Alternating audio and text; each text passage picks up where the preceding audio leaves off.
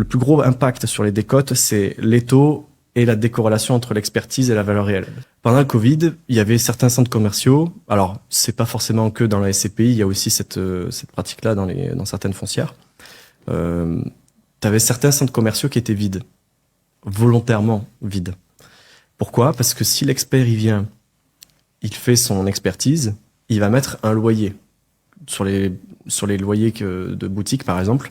Il va dire ben voilà, cette boutique on peut la louer 2000 € par mois. Bon, après Covid, c'était plus le cas, c'était divisé par 2. Mais sauf que si tu divises par 2 le flux, si tu divises par 2 le cash flow dans ton DCF, quand il va faire sa méthode, il en fait plusieurs, mais il va faire la méthode du DCF, eh bien, il va diviser par 2 la valeur. Donc si tu as un revenu qui est divisé par 2, ben, tu divises par 2 ta valeur. Même chose pour les bureaux, c'est le même principe avec la défense.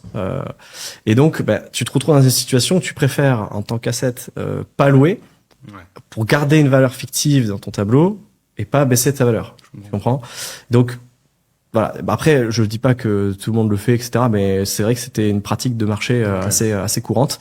C'est la seule explication qui fait que tu peux avoir... bon, il y a peut-être d'autres micros derrière, mais le plus gros impact sur les décotes, c'est